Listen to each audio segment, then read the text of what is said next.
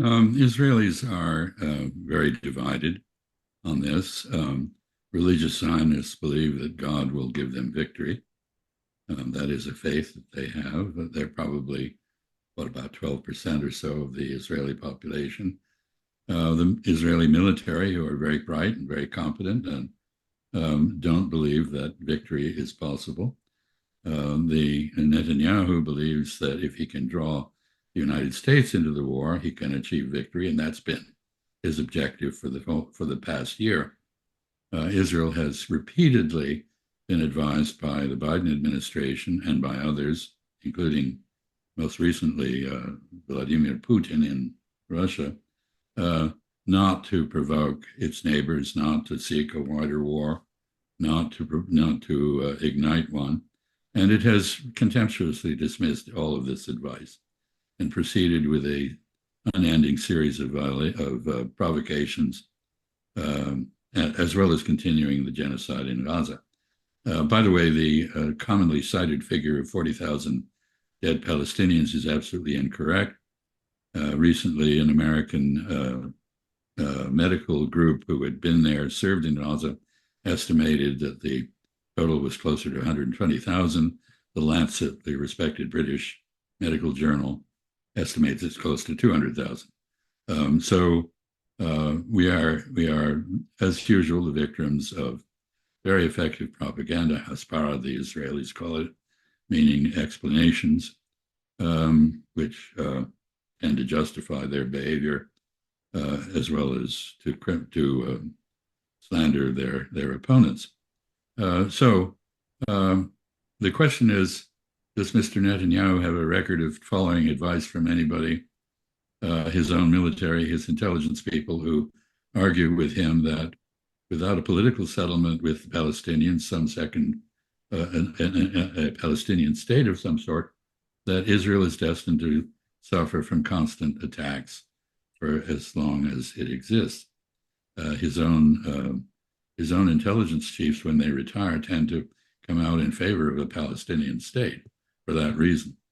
And yet he ignores all this. And I think on October 7th, he saw an opportunity to do two things, which are integral to Zionism. One was to remove the Palestinians from Gaza, one way or another, either drive them over the border. That was his initial proposal, that they should all go to the Sinai, which is not exactly a very habitable place, and is part of Egypt, which didn't want more Palestinians, or kill them. And since they weren't driven out, they're being killed. And they are the number of who have been wounded is something north of 100,000. The number who are in jeopardy of dying from starvation is now approximately 500,000. And so we are talking about what is a very large-scale genocide, not a limited thing. That was one of his objectives, and it's now, as I said, been extended to the West Bank. The object there have been over 700 Palestinians killed by settlers, aided and abetted by the Israeli military since October 7, and the drive to complete ethnic cleansing there is in full progress. The second thing he wanted to accomplish is to establish Jewish hegemony, Israeli hegemony, if you will, in the Middle East, West Asia. We very conveniently knocked out Iraq for him.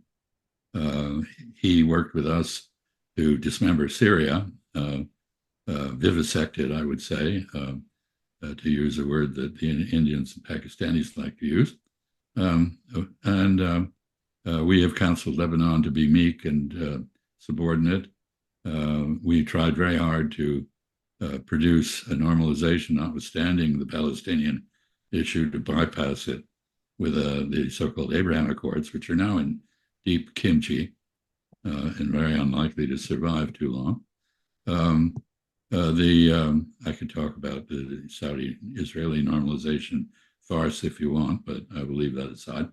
And of course, we have been attacking Yemen, which has conducted the world's first effective land-based sea embargo of a country, namely closed down shipping to Israel in the Red Sea.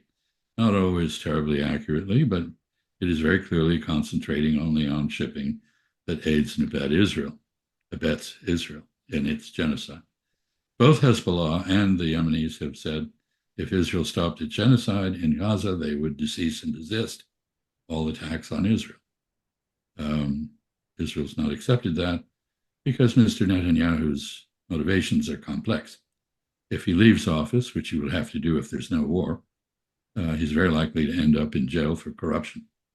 So he's got a personal motive as well as a vision of being the new conqueror, the new Moses, if you will, the new conqueror of Canaan and the surrounding areas. And this is a very powerful motivation, and he's not yielding an inch. And I would say, finally, that one of the major consequences of all this is the utter disempowerment of the United States. We have no demonstrable influence or clout in the region at all. And this is extending beyond the region to other places as well. Every time our very weak President Joe Biden has chided Mr. Netanyahu has made his contemptuous rejection of that advice clear. This is not a recipe for building respect for the wisdom or the power of the United States. So I'll end here.